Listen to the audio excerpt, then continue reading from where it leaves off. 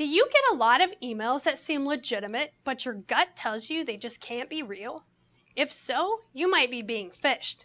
Today on Tech Tips, I'll show you a few ways to identify a phony email so you don't get tricked into providing too much information to the wrong sorts of people.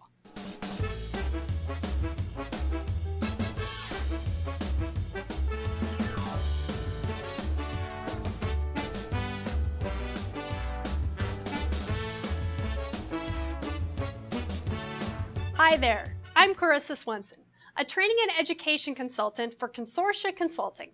And one of my favorite parts of my job is working with the nice, trusting, rural folks like you who are served by the local broadband company. However, nice people like you are being scammed by thieves, so I want to help you spot those scammers. The type of scam I'm talking about today is called phishing. So what's phishing? Phishing is a dishonest way that thieves or predators use to try to get your confidential information. Frequently, they use email to try to convince you to tell them things such as your credit card or social security numbers. And I think that these emails are becoming harder to detect as criminals learn better ways to take advantage of unsuspecting victims. So I'm going to show you 3 examples of phishing emails that I have received in my email accounts and how to spot that they are fake. In the first example, you could tell the sender is using a scare tactic that's claiming my email inbox is at its limit. By making the subject of the email eye-catching, they are trying to get me to read more into the email. They also include a link that they want me to click on. However, when I hover my mouse over that link, I can see the web address is not even close to the same address as to whom it's supposedly from. They have even gone so far as to put a whole lot of legalese at the bottom of the page to make it even more convincing. If you receive an email about your account being full or being closed and you feel it might be legitimate, contact your provider directly to find out. However, don't call any number listed on the email. It could be a fake. Find your last invoice or newsletter, or simply look up the number in the phone book to call. In our second example, you could see that the sender is making reference to a conversation. Depending on the timing, this could be quite convincing. If you recently had a conversation over the phone with someone regarding an invoice, you may just assume this is from that person. However, if you look closely, there are some discrepancies. As you could see, the email address is not coming from the Home Depot, which is where he claims to work. You can also see that the phone number is not in the format we use in the United States.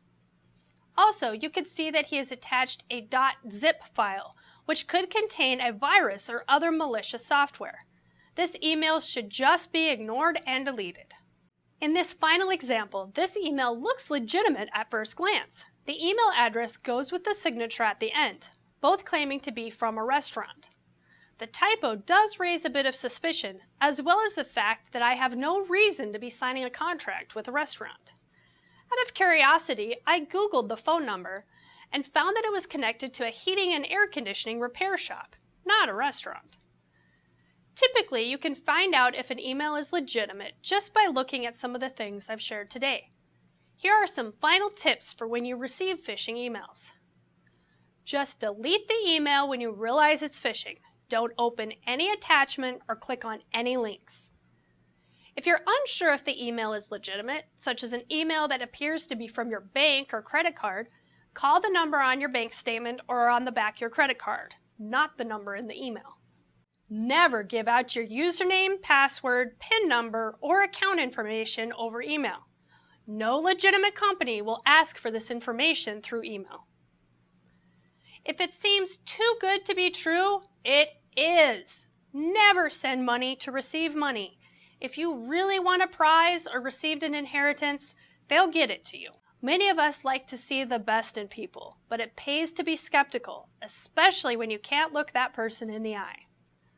If you have any questions or would like information about high-speed broadband in your area, contact your local provider. Thanks for watching, and be sure to tune in again for another episode of Tech Tips by Consortia Consulting.